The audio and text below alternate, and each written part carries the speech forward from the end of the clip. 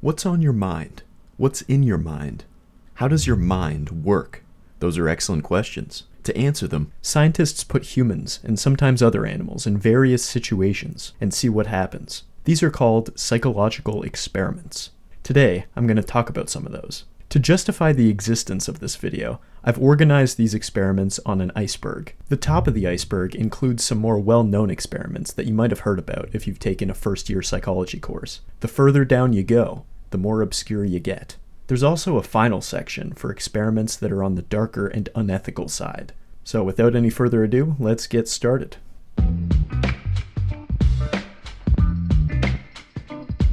Fake memories in my brain? It's more likely than you think. In 1995, Ira Hyman Jr. and his co-workers talked to participants, describing events that happened in their childhood, and asked them to elaborate on each of them. These descriptions were provided by their parents, so each participant was able to easily recount what they remembered about each event, and could sometimes provide extra details. But suddenly, the person is stumped when the researcher describes an event that they don't remember. Here's a conversation from the study where they presented a bogus event to a participant. At age 6, you attended a wedding reception, and while you were running around with some other kids, you bumped into a table and turned a punch bowl over on the parent of the bride. I have no clue. I've never heard of that one before. Age 6? Uh-huh. No clue. Can you think of any details? 6 years old. We would have been in Spokane, not at all. Okay.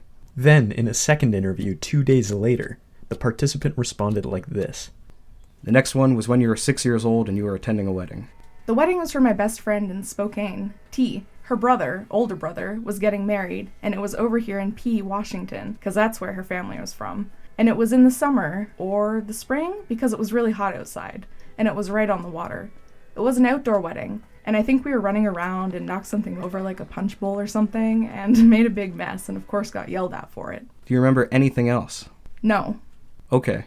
So apparently, hearing about the event and then waiting a couple days caused the event to emerge as a false memory.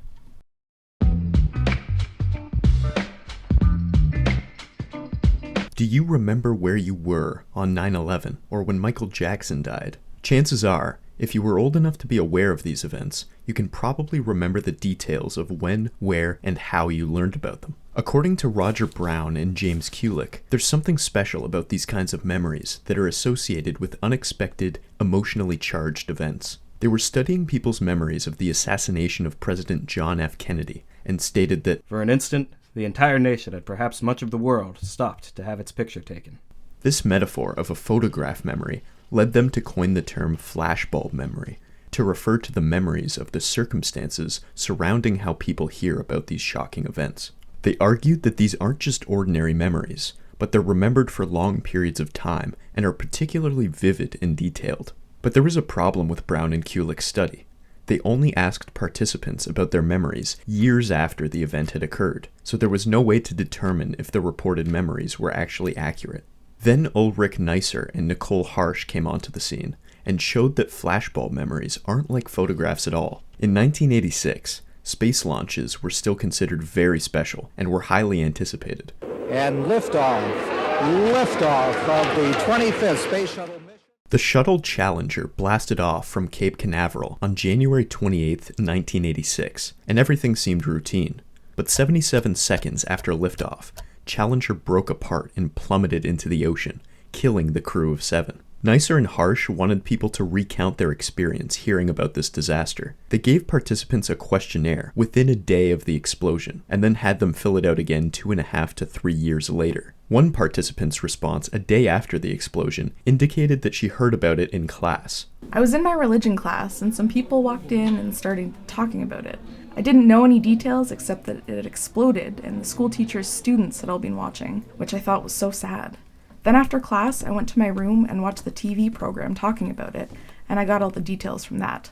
2.5 years later, her memory changed to this. When I first heard about the explosion, I was sitting in my freshman dorm room with my roommate, and we were watching TV. It came on a news flash, and we were both totally shocked. I was really upset, and I went upstairs to talk to a friend of mine, and then I called my parents. It was very common for participants to first report hearing about it in one place, and then later remember hearing about it on TV. Right after the explosion, only 21% of participants indicated that they heard about it on TV, but 2.5 years later, 45% of the participants reported that they heard about it on TV. Those percentages are pretty crazy, right? Kind of reminds me of this other percentage that shows how only a small amount of people are actually subscribed to this channel. So just press the button. Anyways, those discrepancies led Neisser and coworkers to propose the narrative rehearsal hypothesis, which states that we might remember events like 9/11 or the Challenger explosion, not because of a special mechanism, but because we rehearse these events after they occur, like seeing pictures of the planes crashing into the World Trade Center playing endlessly on TV in the months afterwards. These days, most psychologists doubt that flashbulb memories are much different from regular memories. Look at this photograph. Your task is to name the color of each shape as quickly as possible. So starting in the top left, you would say red, blue, and so on. Now repeat the task for this image. If you found the second image more difficult, which you probably did, you just experienced the Stroop Effect, which was first described by J.R. Stroop in 1935. Unsurprisingly, it's harder because your brain wants to read the words. The names of the words creates a competing stimulus, and it slows the response to the target, the color of the ink. This task-irrelevant stimulus is really powerful because reading words is so highly practiced to the point that it's become automatic, so it's difficult to avoid reading them.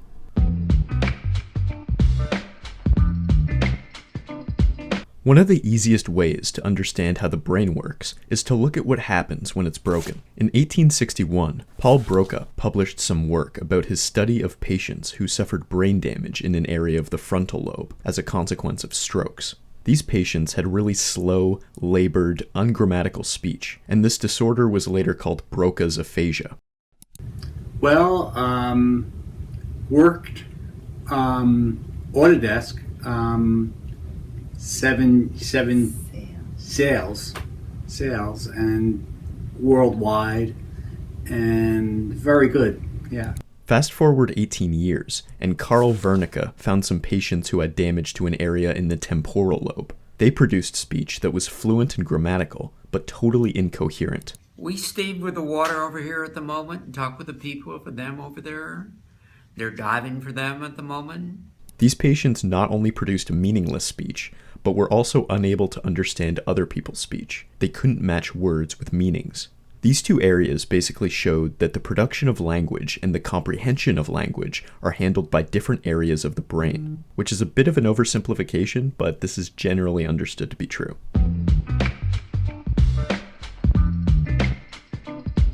So there's this part of the brain called the fusiform face area that contains a bunch of neurons that respond really well to human faces, which is clearly useful since recognizing faces is pretty important for being a human.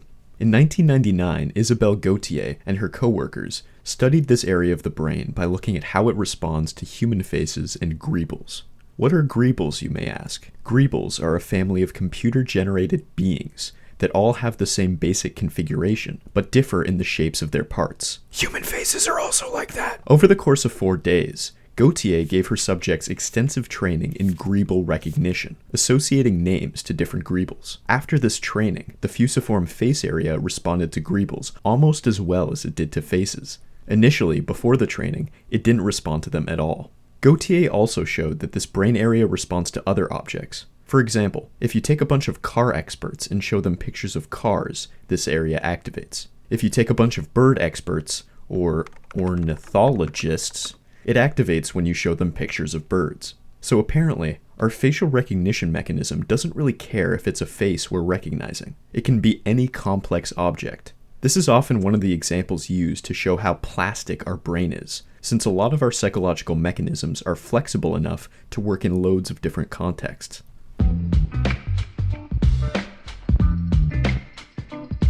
If you've ever taken a Psych 100 class, you've probably heard of this guy. At 7 years old, HM suffered a head injury, which caused epileptic seizures.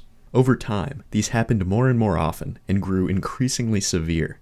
These seizures got to the point that they were potentially life-threatening, so he ended up having surgery. In 1953, Dr. William Scoville, not the spiciness guy, 357,000 Scoville units, removed a whole bunch of his brain, including his hippocampus from both sides. Thankfully, the surgery did alleviate the seizures, but it completely obliterated his memory. HM was studied by psychologists, and it became clear that he still had some memories. He could remember his name, his address, his family history, and his childhood memories. He also had a normal short-term memory, but his memories leading up to the operation were poor, and most importantly, he was totally unable to store new long-term memories. Because of this, he spent the next 50 years of his life trapped in a short-term memory prison, never being able to escape a 30-second loop. He forgot things almost immediately after experiencing them. Even though the psychologist Milner worked with him during this entire section of time, he never learned her name. The most interesting thing about this case study is what they did next. Over the course of several sessions, they had him practice tracing a line with a pen while watching the pen in his hand in a mirror. He never remembered having done this task in the past, but his performance got better and better the more he practiced. All of this information put together added up to some pretty major psychological breakthroughs. Number 1, short-term memory and long-term memory are distinct mechanisms. Number 2, long-term memory is split into two subsystems, one handling facts and events, and the other handling motor skills.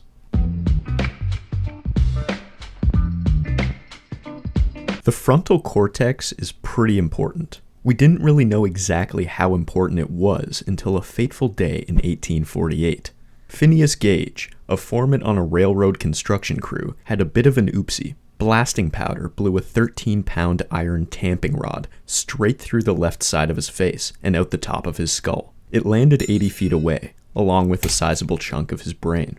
Somehow, Phineas survived and recovered, but his frontal cortex was mostly missing, and he started acting a bit strange. This is how the doctor who studied him described his behavior. The equilibrium of balance, so to speak, between his intellectual faculties and animal propensities seems to have been destroyed. He is fitful, irreverent, indulging at times in the grossest profanity, which was not previously his custom. Friends described him as no longer Gage. He wasn't able to continue working his job and was reduced to appearing with his rod as an exhibit by P.T. Barnum. Fortunately, within a few years, he got a bit better. He was able to work again as a stagecoach driver and was described as broadly appropriate with his behavior. It seemed like what was left of his frontal cortex had taken on some of the functionality he had lost.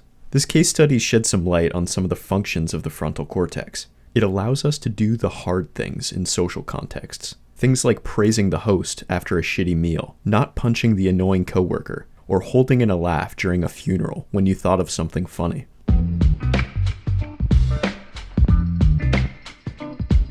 Are children just small adults? No, they are actually much dumber.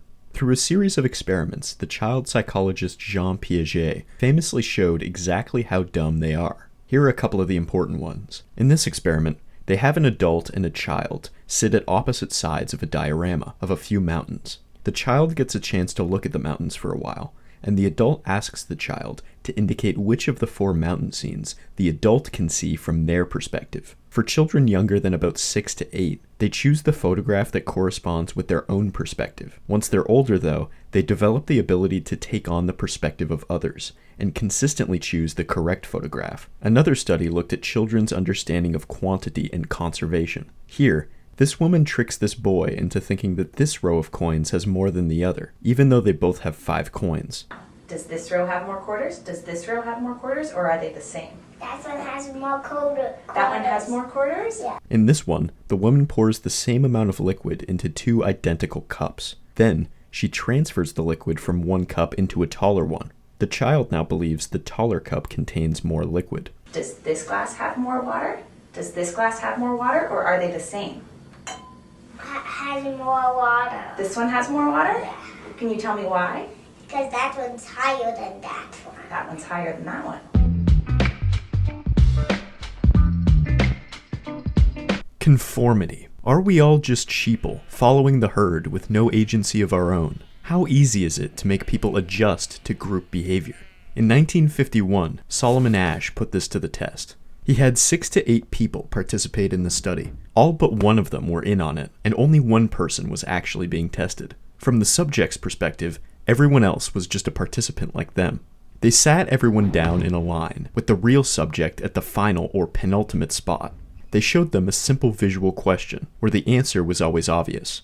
Going down the line, they showed everyone a card that looks like this, and were asked to answer out loud which line, A, B, or C, was most similar to the one on the left. For the first 2 cards, everyone answered correctly to make the subject feel comfortable, but on the third card, the fake test subjects all started giving the same wrong answer. Asch discovered that over the course of 18 trials, 75% of test subjects conformed at least once to the obviously incorrect answer given by the majority of the group. The study was repeated a few times with different group sizes, and unsurprisingly, the larger the group, the more likely the test subject will conform. After the experiment, Asch asked the test subjects why they followed along with the rest of the group. Most of the time, the subjects knew that the answer was incorrect, but didn't want to get ridiculed by the others. Some even believed that what the group was saying was true, assuming that if everybody else thought it was correct, then they must have been mistaken. This phenomenon was also tested with behavior in an elevator. In general, when people are in an elevator, they tend to face towards the door, but in this test, they had a group of people in an elevator all face the back wall. When the test subject entered the elevator, he initially faced the door as usual, but quickly realized he was an outlier in the group. He seemed to think for a minute and weigh up the situation, before eventually deciding to conform and face the back wall.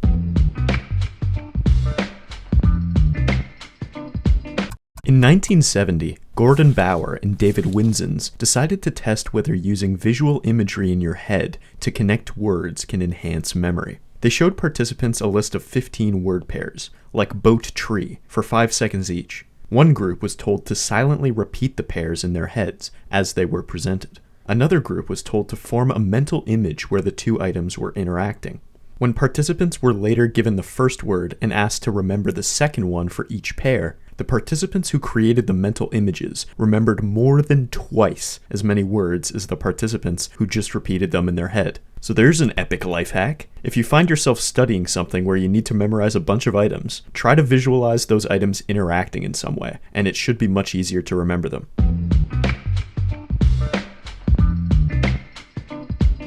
In the 1960s, the Stanford psychologist Walter Mischel presented a child with a marshmallow, and then said, "I'm going out of the room for a while. You can eat the marshmallow after I leave, but if you wait and don't eat it until I get back, I'll give you another marshmallow." And then he left. Then, the child, observed through a 2-way mirror, begins the excruciating challenge of holding out for 15 long minutes until Walter returns.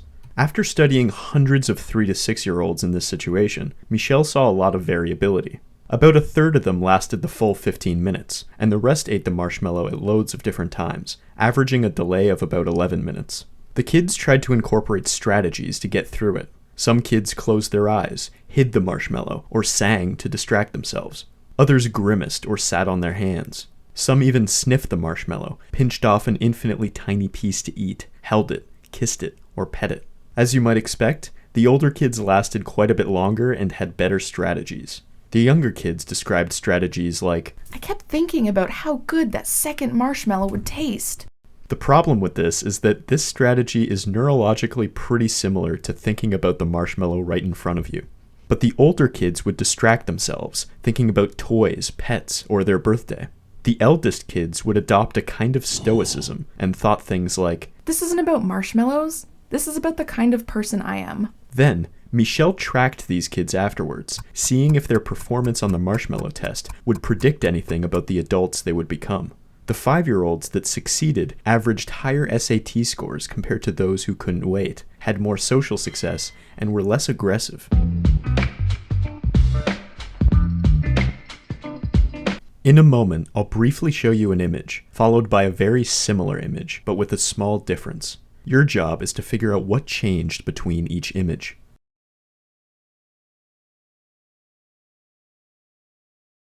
There's a good chance you missed it. Pay attention to the man on the far left and the pants he's wearing.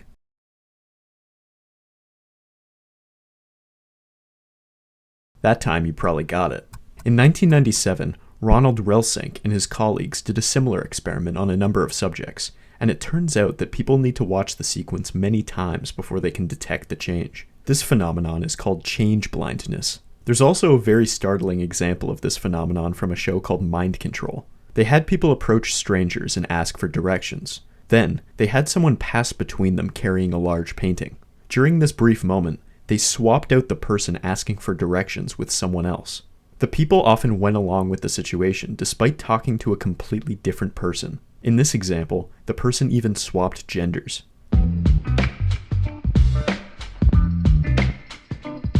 Visual perception is pretty weird. Take a look at these scenes. All of these blobs are completely identical, but in each scene we interpret it as a different object. Here, it looks like objects on a table. Here, it looks like a cell phone. Here, it looks like a car and a person crossing the street. And here, it looks like a shoe on a person bending down. We perceive these blobs as different objects because of our knowledge of the types of objects that are likely to be found in different types of scenes, which is an example of top-down processing. We use our higher-level understanding of context to perceive the objects in the scene.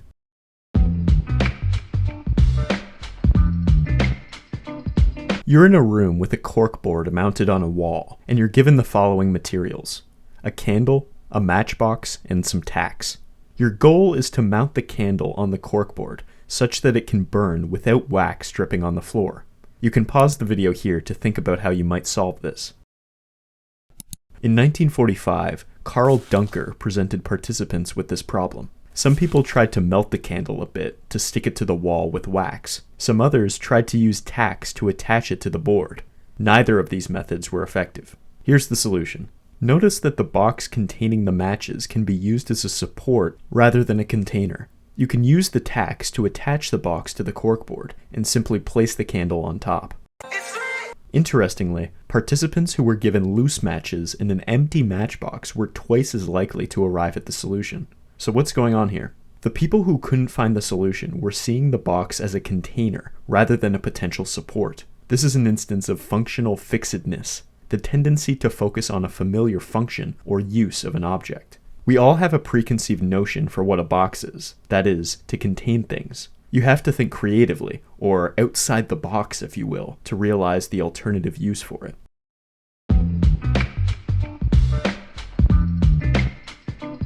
Do we always base our opinions on the best available evidence? Well, not really.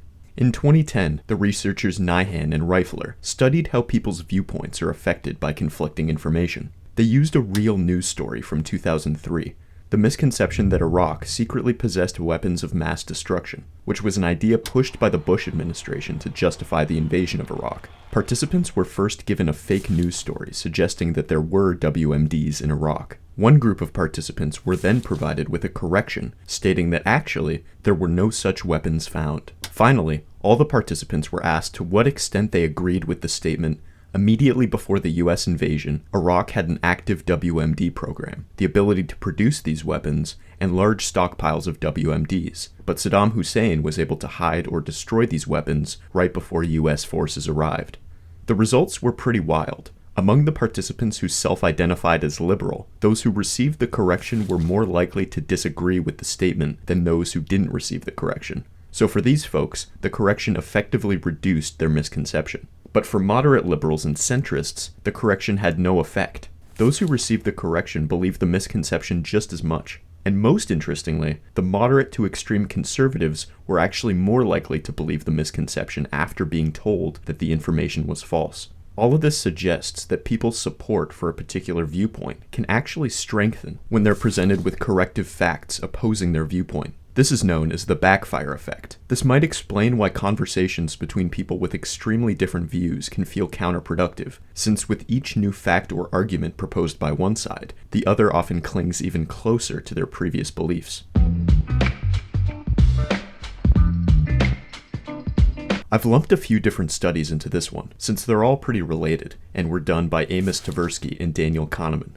You may remember Daniel Kahneman from such books as the one with the pencil on it that's at every bookstore. In the first experiment, they asked participants this question.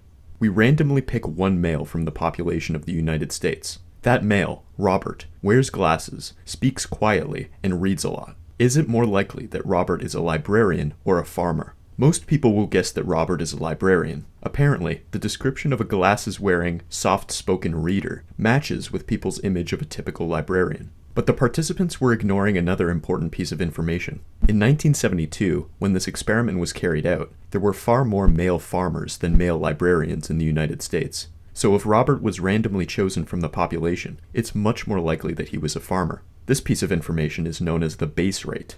In 1983, they asked participants another question.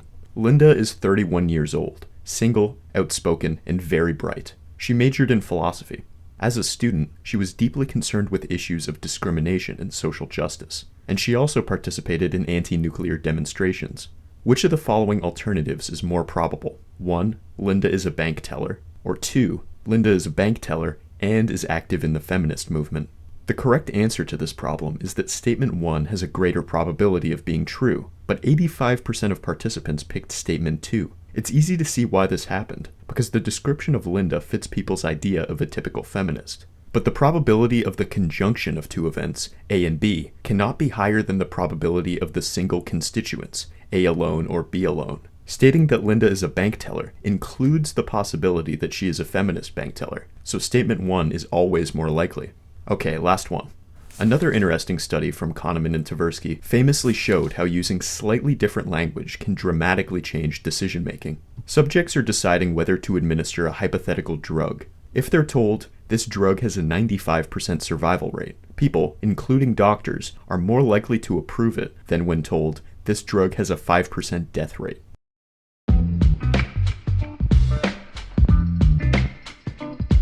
In 1974, Loftus and Stephen Palmer showed people a film of a car crash and then asked them one of two questions. 1. How fast were the cars going when they smashed into each other? Or 2.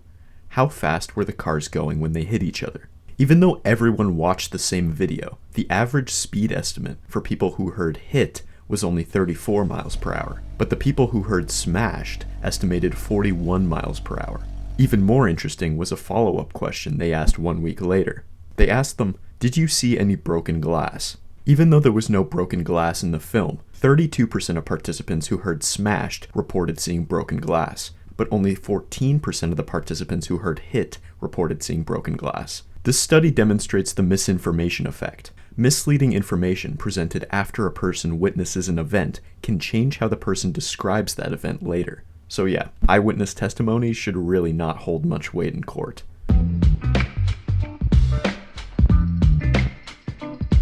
You are not immune to propaganda. Nobody thinks that they're easily swayed by advertising. Just because I saw an ad for Gain detergent while scrolling Instagram doesn't mean I'm any more likely to actually buy it, right? I have free will, and these silly marketing tactics won't change my behavior. But keep in mind, advertising is a multi-billion-dollar industry, so it must be doing something. In 1994, TJ Perfect and C. Askew asked participants to scan articles in a magazine. Each page had an advertisement on it, but participants were told to ignore them. Later, they were asked to rate a number of advertisements on various dimensions, such as how appealing, eye-catching, distinctive, and memorable they were. They ended up giving higher ratings to the ones they had been exposed to compared to advertisements they had never seen. But it gets weirder. When participants were asked to indicate which advertisements they had been shown at the beginning, they recognized on average 2.8 out of the original 25 advertisements. This study shows evidence for the propaganda effect, the idea that people are more likely to rate statements they've read or heard before as being true, just because they've been exposed to them before. This effect can even occur when the person is told that the statements are false when they first read or hear them.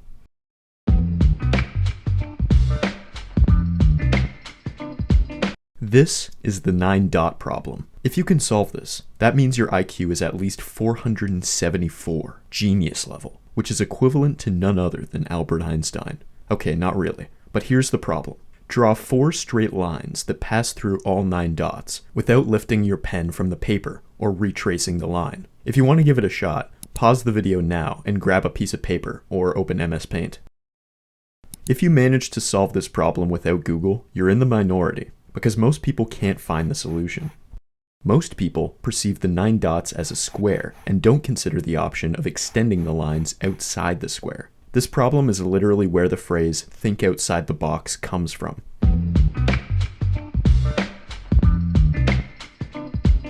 This is the story of how a Stanford psychologist trolled the entire field of psychiatry. The psychologist in question, David Rosenhan, had himself and 8 other mentally healthy people pretend to be mentally ill to admit themselves into different psychiatric hospitals around the west coast of the United States. They pretended to experience auditory hallucinations, telling staff that they were hearing voices. All 9 of them were admitted and diagnosed with psychiatric disorders. Once they were in, they immediately dropped the act, returning to normal and telling the staff they weren't hearing any voices. After acting normal, it took an average of 19 days before staff would release them, and they were forced to admit that they were mentally ill and had to agree to take antipsychotics.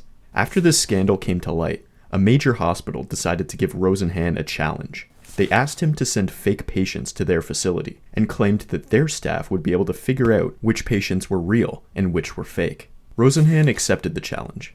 In the next few weeks, the hospital identified 41 out of 193 patients as potential fakers. As it turns out, Rosenhan didn't send any fake patients to the hospital. Everyone they suspected to be fakers were actually mentally ill. All of this wasn't just for the meme. This radical experiment exposed how psychiatric patients are often dehumanized and disempowered after being labeled mentally ill.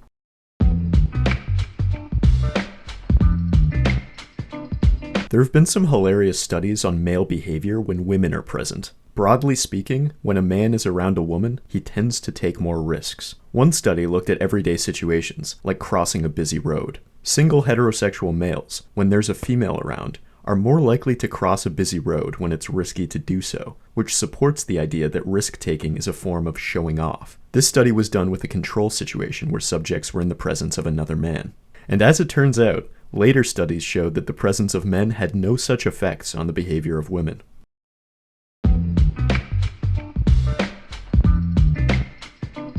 Sex differences have always been a hot topic in psychology. Is the male brain and the female brain different in certain fundamental ways? For a while there was a persistent myth that girls are worse at math than boys. The differences are pretty minor when you consider the average scores, but when you look at the overachievers on the upper extreme, there's a pretty big difference.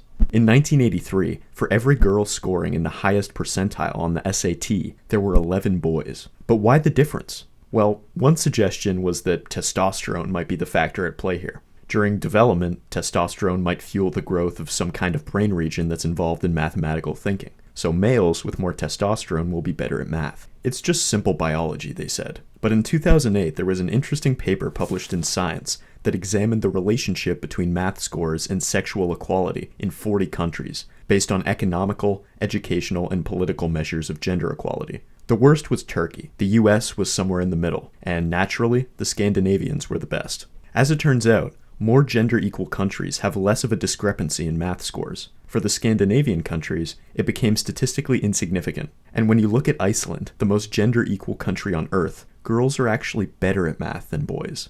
Another fun fact has to do with the other persistent sex difference in cognition, the idea that girls have better reading performance than boys. Funnily enough, this difference does not disappear in more gender-equal countries. It gets bigger.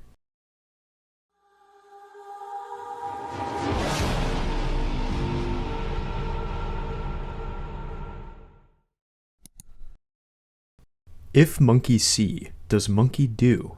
In 1961, Albert Bandura wanted to answer that question. He selected children aged 3 to 6 from the Stanford Nursery School and split them up into 3 groups. Each group was shown a film of someone interacting with a Bobo doll. The first group watched a person hitting the doll, throwing it in the air, kicking it, and beating it. The second group watched a person loving and hugging the doll. Group 3 was a control group, and the person only interacted with the other toys.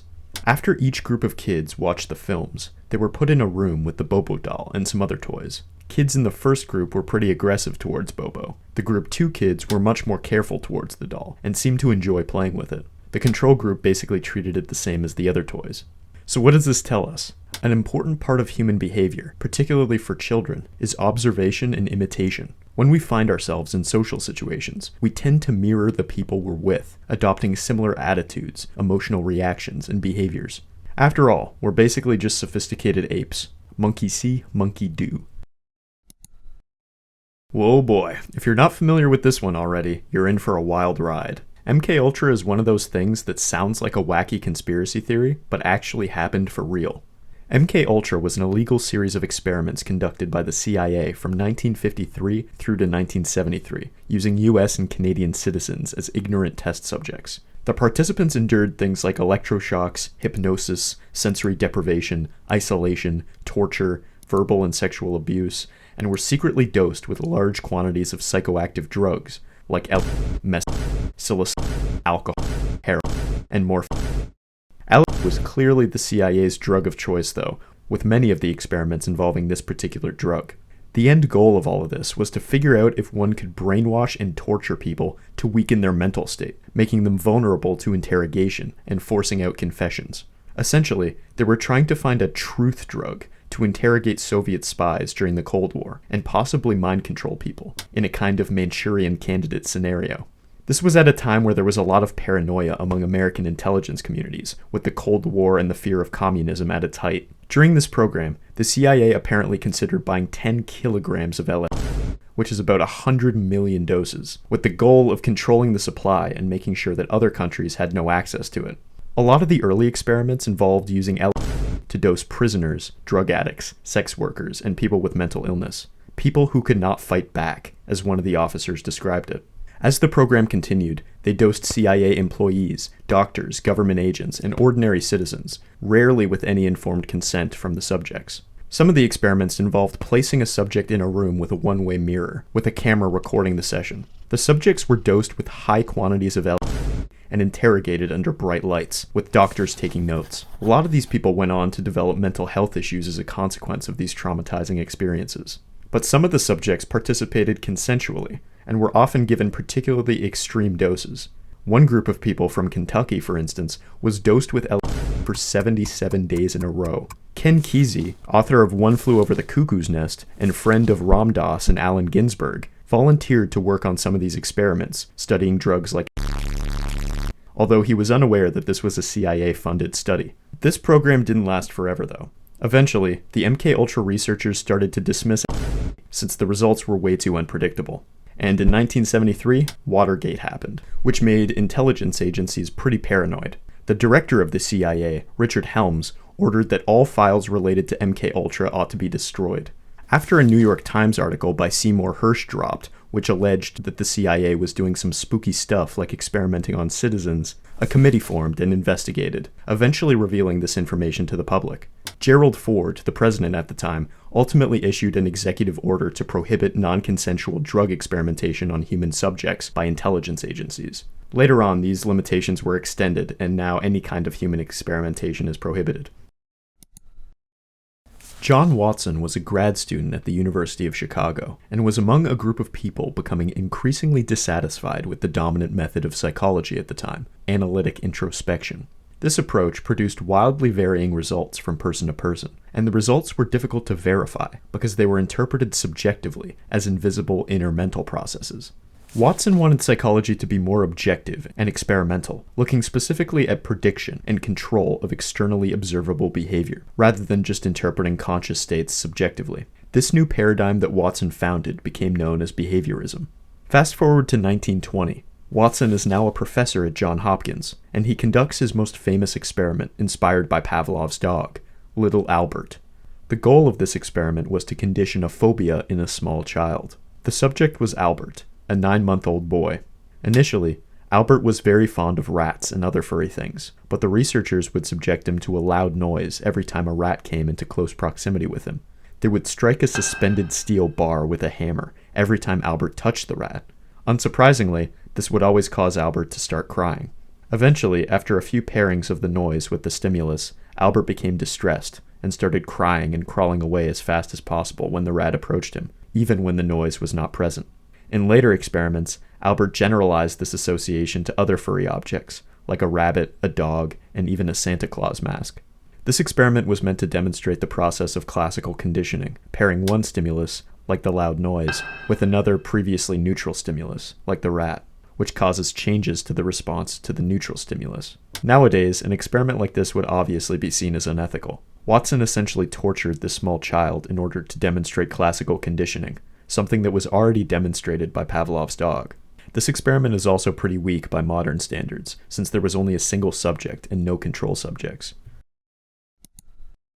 In 1961, Adolf Eichmann, a high-ranking member of the Nazi Party and one of the major organizers of the Holocaust, was being tried in Jerusalem for war crimes. At Yale University, Stanley Milgram was witnessing this highly publicized trial and became curious about the psychology behind those kinds of atrocities, and how humans could be capable of something so horrible. Were Nazis just following orders, or was there something deeply unethical at their core? Yeah, sure, the guy's got a little bit of a sordid past, absolutely, but, everybody deserves a second chance. Yeah, he was just following orders.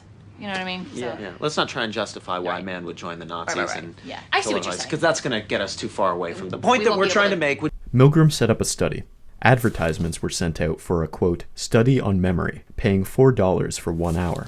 The subject arrives at the session along with another volunteer. Unbeknownst to him, the volunteer is actually an actor. They're told that they're taking part in a scientific study on memory to explore how punishment can affect memorization skills.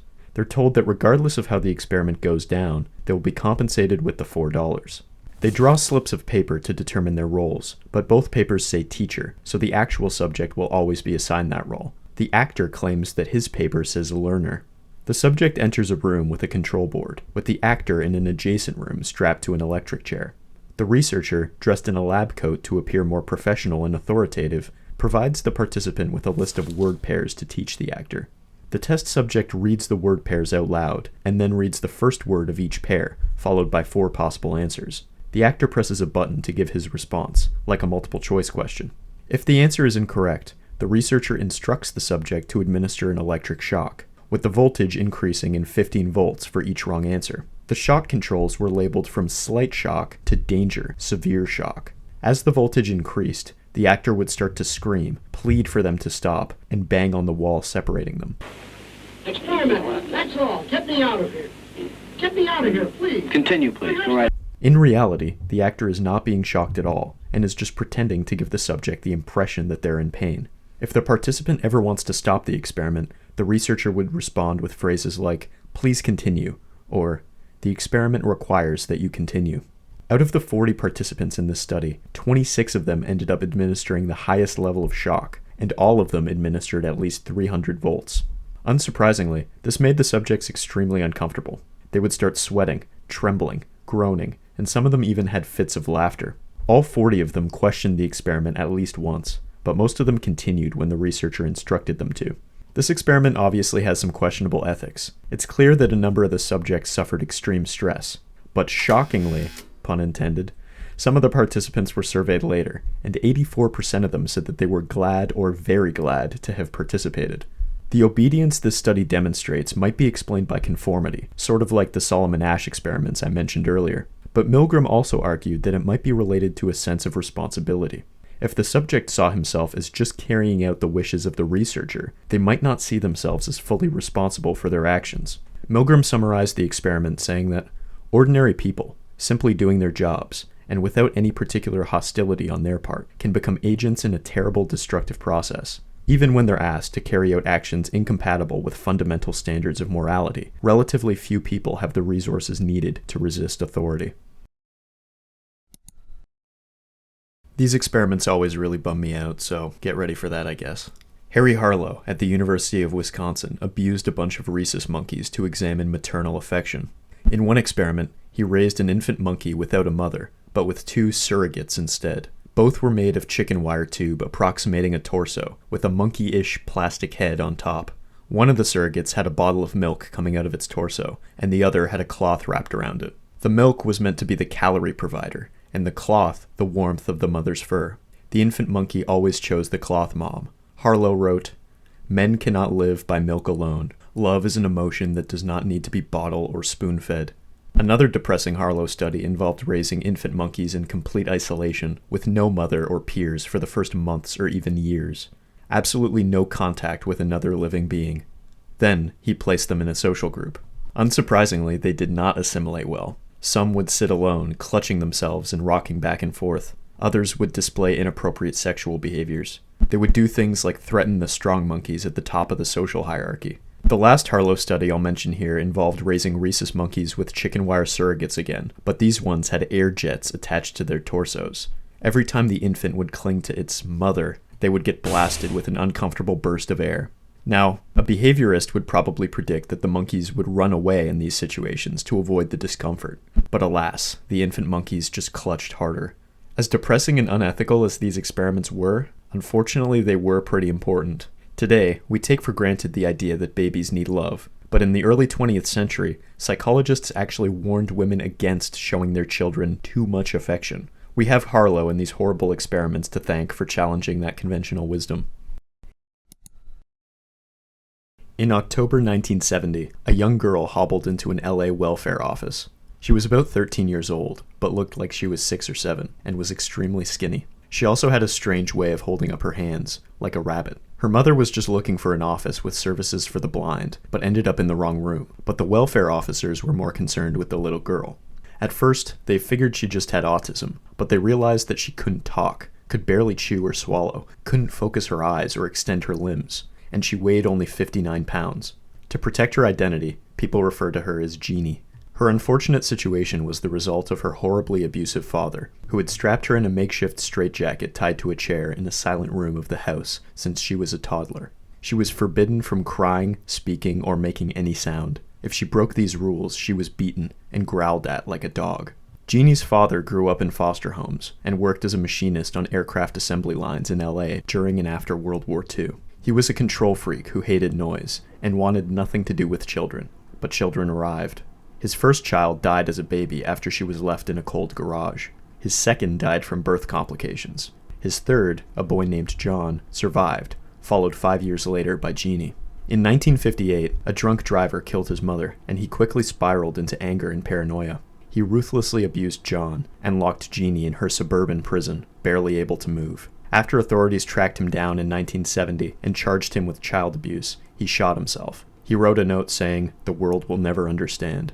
Genie was later moved to a children's hospital in LA and was treated and studied by a team of pediatricians, psychologists, linguists, and other experts from around the country. Despite the awful circumstances, this was a unique opportunity to study brain and speech development.